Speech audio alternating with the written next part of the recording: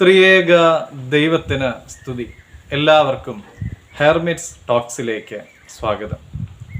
കഠിനമായ ഒരു രാജ്യാന്തര ക്രോസ് കൺട്രി മത്സരത്തിൽ കെനിയൻ റണ്ണറായ ആബേൽ മുത്തായി വിജയത്തിന് കേവലം വാരകൾ അകലെയായിരുന്നു. ലീഡാണെങ്കിൽ വളരെ വ്യക്തവും സുരക്ഷിതവുമായിരുന്നു. പാതയിലുള്ള വരകളിൽ അയാൾക്ക് ആശയക്കുഴപ്പമുണ്ടായി. താൻ ഇതിനോടകം തന്നെ ഫിനിഷിംഗ് ലൈൻ മറികടന്നു എന്ന് ധരിച്ചിട്ട് അയാൾ പെട്ടെന്ന് ഓട്ടം നിർത്തുകയാണ്.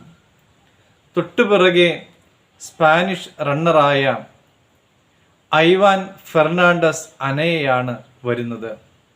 രണ്ടാം സ്ഥാനക്കാരനായി വന്ന അയാൾ ഈ അവസരം മുതലെടുത്ത് ഒന്നാം സ്ഥാനം കരസ്ഥമാക്കി മെഡൽ നേടുന്നതിന് പകരമായിട്ട് തൻ്റെ മുന്ന് ഓടിയ മുത്തായിയുടെ തെറ്റ് മനസ്സിലാക്കിക്കൊണ്ട് അയാളെ പിടിച്ച് ഒന്നാം സ്ഥാനത്തേക്ക് നയിക്കുകയായിരുന്നു. മത്സരശേഷം റിപ്പോർട്ടർമാർ അനയോട് ചോദിച്ചു, എന്തിനാണ് മനഃപൂർവ്വം മത്സരത്തിൽ തോറ്റുകൊടുത്തത്? താനല്ല, മുത്തായിയാണ് യഥാർത്ഥത്തിൽ വിജയി എന്ന് അനയ തറപ്പിച്ചു പറഞ്ഞു. സത്യസന്ധമായി ജീവിക്കുവാൻ ആഗ്രഹിക്കുന്നവർ, ജീവിതത്തിൽ വിശ്വസ്തതയും ആധികാരികതയും പ്രദർശിപ്പിക്കണമെന്ന് ആഗ്രഹിക്കുന്നവർ സത്യമായത് മാത്രമേ തിരഞ്ഞെടുക്കുകയുള്ളൂ.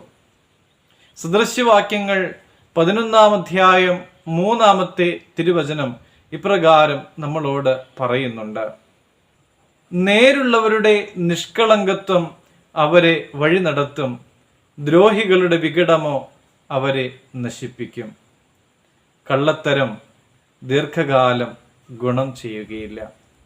സത്യസന്ധതയില്ലാത്ത ഹ്രസ്വകാല വിജയങ്ങൾ യഥാർത്ഥത്തിൽ തോൽവിയാണ് നമുക്ക് സമ്മാനിക്കുന്നത്. സത്യസന്ധതയുള്ള കലർപ്പില്ലാത്ത ജീവിതം നയിക്കുവാൻ എനിക്കും നിങ്ങൾക്കുമൊക്കെ ഇടയാകട്ടെ എന്ന് പ്രത്യേകമായിട്ട് പ്രാർത്ഥിക്കുന്നു. ദൈവം അനുഗ്രഹിക്കട്ടെ.